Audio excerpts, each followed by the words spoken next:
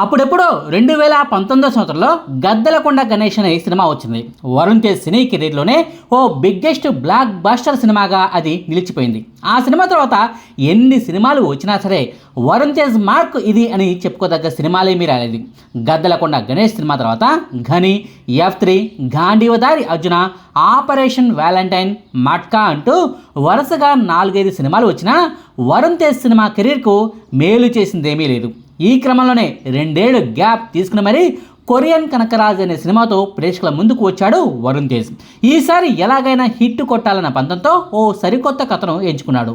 Love ట్రాకులు, comedy ట్రాకులతో మాత్రమే వెళ్తే hit కొట్టలేమని ఈసారి ఏకంగా romantic, horror, crime, thriller, comedy సబ్జెక్ట్ను ఎంచుకున్నాడు. పనిలో పనిగా క్లైమాక్స్లో డివోషనల్ కాన్సెప్ట్ను కూడా తీసుకొచ్చి పెట్టేశారు. ఓ రాయలసీమ కుర్రాడికి కొరియన్ దయ్యాన్ని అంటగట్టి మరీ తీసిన ఈ కొరియన్ కనకరాజ్ సినిమా ఎలా ఉంది? ఈ వీకెండ్కు ఫ్యామిలీతో సహా వెళ్ళి ఈ సినిమాను ఆస్వాదించొచ్చా? వరుస ఫ్లాపుల తర్వాత వస్తున్న ఈ సినిమాతో అయినా వరుణ్ తేజ్ కెరీర్ గాడిన పడినట్టేనా లేదా అన్నది ఈ రివ్యూలో చెప్పుకుందాం.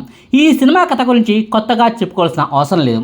అసలు ఈ సినిమా కాన్సెప్ట్ ఏంటన్నది ముందే రివీల్ చేసేశారు కూడా. అనంతపురం జిల్లాలోని పెనుగొండకు చెందిన మన హీరో కియా కంపెనీలో పనిచేసే హీరోయిన్ని చూసి ఇష్టపడతాడు. ఆమె చుట్టూ తిరుగుతూ ఆమె మనసులో చోటు సంపాదించుకునేందుకు నానా కష్టాలు పడుతుంటాడు. ఈ క్రమంలోనే అనుకోకుండా ఓ కొరియన్ దయ్యం హీరోలోకి ప్రవేశిస్తుంది. అసలు ఆ కొరియన్ దయ్యం కథ ఏంటి? ఆ ప్రేతాత్మ చివరి కోరిక ఏంటి? దాన్ని నెరవేర్చేందుకు హీరో అండ్ టీం కొరియాకు వెళ్ళి మరీ చేసిన హంగామా ఏంటి? హీరోలో ప్రవేశించిన కొరియన్ దయ్యానికి హీరో గారి ఫ్యామిలీకి ఉన్న లింక్ ఏంటి అన్నదే ఈ సినిమా స్టోరీ. సినిమా స్టార్ట్ అవడంతోనే ఇంట్రెస్టింగ్ సీన్లు వస్తూ ఉంటాయి.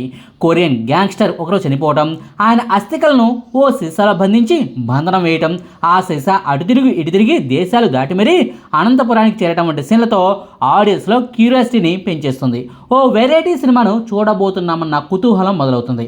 అయితే ఎప్పుడైతే మన హీరో గారు ఎంట్రీ ఇస్తాడో సగటు రొటీన్ తెలుగు సినిమాగా కథాకథనాలు మారిపోతుంటాయి. వస్తూనే హీరో ఎంట్రీ సాంగ్, ఆ తర్వాత ఓ ఫైట్ సీన్, సునీల్ గ్యాంగ్తో అనవసర గొడవలు, మధ్యలో హీరోయిన్తో లవ్ ట్రాక్ అన్నీ కూడా రొటీన్గానే అనిపిస్తాయి. హీరోయిన్తో లవ్ ట్రాక్ కూడా అంతగా సెట్ అవ్వలేదు. కానీ హీరో గారి అన్నయ్యకు సంబంధించిన మాత్రం ఏదో ఫ్లాష్ బ్యాక్ ఎపిసోడ్ ఉందన్న హింట్ను మాత్రం ఫస్ట్ హాఫ్లోనే 1-2-3 సీన్ల ద్వారా ఆడియన్స్కు ఇచ్చేస్తుంటారు. హీరోలోకి ఎప్పుడైతే కొరియన్ దయ్యం ప్రవేశిస్తుందో అప్పటి నుంచి కథ మళ్ళీ ట్రాక్లోకి వచ్చేస్తుంది. ఈ క్రమంలో వచ్చే 2-3 ఫైట్ సీక్వెన్స్లు కూడా అదిరిపోతాయి. సునీల్ గ్యాంగ్తో ఉండే ఫైట్ సీక్వెన్స్ అయితే నెక్స్ట్ లెవెల్ అని చెప్పవచ్చు. ఇంటర్వెల్కు ముందే హీరో కొరియాకు వెళ్ళిపోతాడు. ఆ తర్వాత గ్యాంగ్స్టర్ డ్రామా మధ్యలో సత్య గ్యాంగ్ చేసే హడావుడి కొన్ని చోట్ల వర్కౌట్ కాకపోయినా మెజార్టీ చోట్ల మాత్రం ఆడియన్స్ను నవ్విస్తాయి. నన్ను చంపింది ఎవరు అన్నది తెలుసుకోవాలన్నది దెయ్యం పంతం.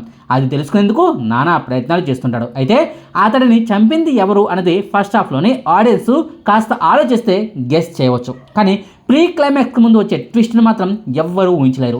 హీరో ఫ్యామిలీతో ఈ కొరియన్ గ్యాంగ్స్టర్కు లింక్ పెట్టిన విధానం కూడా అద్భుతంగా అనిపిస్తుంది. క్లైమాక్స్ను కూడా కాస్త వెరైటీగా తీశారు. దయ్యం పట్టిన వ్యక్తితో హీరో ఫైట్ చేయడం, దయ్యం పెట్టిన 2 వ్యక్తులు కొట్టుకోవడం వంటి సీన్లను ఇప్పటికే చాలా సినిమాల్లో మనం చూసేసాం. కానీ ఈ సినిమాలో మాత్రం వెరైటీగా 2 ఆత్మలే పరస్పరం తలబడతాయి. ఏఐని వాడి మరీ ఆ సీన్లను క్రియేట్ చేశారే కానీ ఆ సీన్లకు డివోషనల్గా ఇచ్చిన ముగింపు కూడా లాజికల్గా సెట్ అవుతుంది. ఈ సినిమాలో ఉన్న మేజర్ ప్లస్ పాయింట్ సత్య చేసే కామెడీ.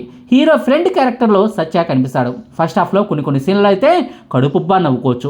కుక్కకు సంబంధించిన కామెడీ సీన్లలో అయితే థియేటర్లో నవ్వని వాళ్ళు ఉండరు. ఆ తర్వాత సెకండ్ హాఫ్లో కూడా సత్య కామెడీ అదిరిపోతుంది. గ్యాంగ్స్టర్ ఇంట్లోనే ప్రేతాత్మ పూజలు చేయటం, కొరియన్ భాష అర్థం కాక నానా అగచాట్లు పడటం వంటి సీన్లన్నీ బాగా నవ్విస్తాయి. సంక్రాంతికి వస్తున్న సినిమాతో యమా ఫేమస్ అయిపోయిన బుల్లిరాజుతో సెకండ్ హాఫ్లో కామెడీని క్రియేట్ చేశారులే కానీ అదేమంతగా వర్కౌట్ అవ్వలేదు. సత్య కామెడీ సీన్ల ముందు బుల్లిరాజుకు రాసుకున్న కామెడీ సీన్లు తేలిపోయాయి.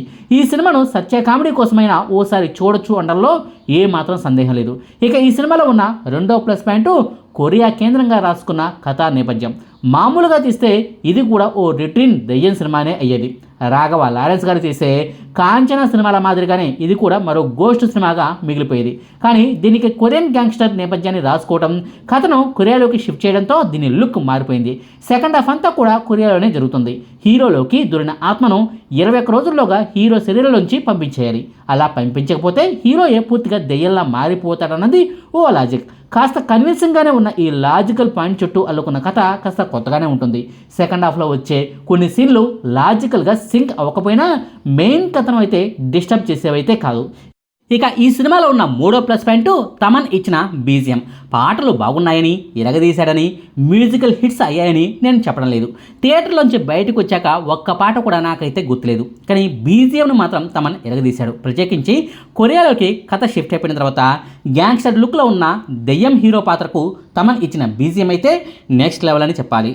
ఇక ఈ సినిమాలో ఉన్న నాలుగో ప్లస్ పాయింట్ హీరో అన్నయ్య పాత్రలో కనిపించిన అవసరాల శ్రీనివాస్ గారి ట్రాక్. నిజానికి ఫస్ట్ హాఫ్లో కేవలం ఒకే ఒక్క సీన్లోనే అవసరాల శ్రీనివాస్ను చూపిస్తారు, ఏదో చిన్నపాటి స్టోరీని చెప్తారు. కానీ సెకండ్ హాఫ్లో ప్రీ క్లైమాక్స్లో సడన్గా అవసరాల శ్రీనివాస్ గారి ఎంట్రీ ఉంటుంది. అతని పాత్ర చుట్టూ అల్లుకున్న చిన్నపాటి కథ కానివ్వండి, ఆ టైంలో వచ్చే ట్విస్టులు కానివ్వండి సినిమాలో బాగా సెట్ అయ్యాయి. కావాలని క్రియేట్ చేసినట్టుగా కాకుండా హీరో ఫ్యామిలీకి విలన్కు మధ్య లింక్ కలిపిన విధానం కూడా బాగుంటుంది. అంతేకాదు హీరోతోనే హీరో అన్నయ్యను కత్తితో పిడిపించేలా వచ్చే సీన్లు కూడా ఆడియన్స్కు షాక్ను గురిచేస్తాయి. అదేంటి బ్రో, ట్విస్ట్ను ముందే చెప్పేసేవంటన్న అనుమానం రావచ్చు. నేనేమి అసలు ట్విస్ట్ను రివీల్ చేయలేదు. సినిమా కథపై మరింత క్యూరియాసిటీని పెంచే పాయింట్నే నేను చెప్పాను. సొంత తమ్ముడే అన్నయ్యను ఎందుకు పొడిచాడన్న పాయింట్కు ఈ సినిమాలో సరైన జస్టిఫికేషన్ ఇచ్చారు. తెర మీద ఆ సీన్లు బాగా వర్కౌట్ అయ్యాయి. ఇక మైనస్ పాయింట్ల విషయానికి వస్తే ఉన్న కొంచెం కథనే సాగదీసేందుకని సెకండ్ హాఫ్లో అనవసర ట్రాకులను కొనిపెట్టుకున్నారు. సెకండ్ హాఫ్లోనే బుల్లిరాజు కామెడీ ట్రాక్ సెట్ అవ్వలేదు. హీరోలోకి కొరియన్ దయ్యం రాకుండా ఉండేందుకంటూ హీరోయిన్తో సపరేట్ లవ్ ట్రాక్ను క్రియేట్ చేశారు. అది కూడా కేవలం ఓ పాటను పెట్టేందుకే రాసుకున్నట్టు ఉంటుంది తప్పితే క్లైమాక్స్ వరకు ఆ పాయింట్ను వాడుకున్నట్టుగా అయితే కనిపించలేదు. కాసేపు ప్లాస్టిక్ సర్జరీ అంటారు, కాసేపు గ్యాంగ్ వార్ అంటారు, ఇంకాసేపు క్రైమ్ ఇన్వెస్టిగేషన్ అంటారు.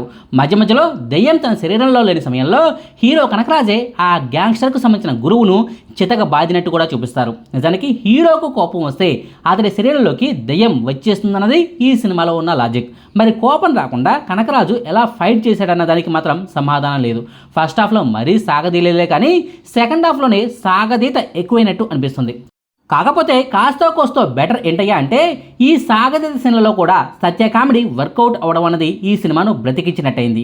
టోటల్గా చెప్పాలంటే వరుస ఫ్లాపులతో సతమతం అవుతున్న వరుణ్ తేజ్ గారు కొరియన్ కనకరాజు అనే సినిమాతో హిట్ కొట్టినట్టే లెక్క. సత్య కామెడీ బాగుంది. ఫస్ట్ హాఫ్ సెకండ్ హాఫ్ అన్న తేడా లేకుండా సినిమా అంతా కూడా సత్యతో చేసిన కామెడీ బాగానే వర్కౌట్ అయింది. రెండు రకాల పాత్రల్లో హీరో వరుణ్ తేజ్ కూడా అద్భుతంగా జీవించేశారు. హీరోయిన్తో లవ్ ట్రాక్ సెట్ అవ్వలేదు. హీరోయిన్ క్యారెక్టర్కు కూడా పెద్దగా ప్రియారిటీ లేదు. కానీ విచిత్రంగా సత్య తండ్రి పాత్రలో నడిచిన మురళీధర్కు మా సినిమాలో మంచి ప్రియారిటీ దక్కింది. మరీ తలనొప్పి తెప్పించే సీన్లు లేవు. సాగతీత స్క్రీన్ ప్లే ఉందిలే కానీ అది మరీ విసిగించలేదు. ఈ సీన్లలో కూడా కామెడీ వర్కౌట్ అవడం వల్ల వాటి వల్ల ప్రేక్షకులకు ఇరిటేషన్ కలగదు. సినిమాలోని కోర్ పాయింట్ను ఆ సాగతీత సీన్లేమీ దెబ్బతీయలేదు. ఇదో బ్లాక్ బాస్టర్ రేంజ్ సినిమా అని చెప్పడం లేదులే కానీ ఓసారి ఫ్యామిలీతో సహా వెళ్ళి చూడగలిగేలా మాత్రం ఉందని చెప్తాను. ఎలాంటి అంచనాలు పెట్టుకోకుండా ఈ సినిమాకు వెళ్తే సరదాగా కాసేపు నవ్వుకొని హాయిగా థియేటర్ నుంచి బయటకు రావచ్చు. ఎండ్ కార్డులో సీక్వెల్కు కూడా హింట్ ఇచ్చారులే కానీ ఆ పాయింట్తో మరో సినిమాను తీయటం మాత్రం చాలా కష్టం. బహుశా దీనికి సీక్వెల్ కూడా రాకపోవచ్చు. ఇదండి కొరియన్ కనకరాజు సినిమా రివ్యూ. మీకు ఈ వీడియో నచ్చితే లైక్ చేయండి, షేర్ చేయండి. మరిన్ని ఆసక్తికరమైన వీడియోల కోసం మా కొత్త ముచ్చట ఛానల్ను సబ్స్క్రైబ్ చేయడం మాత్రం మర్చిపోకండి. Thank you.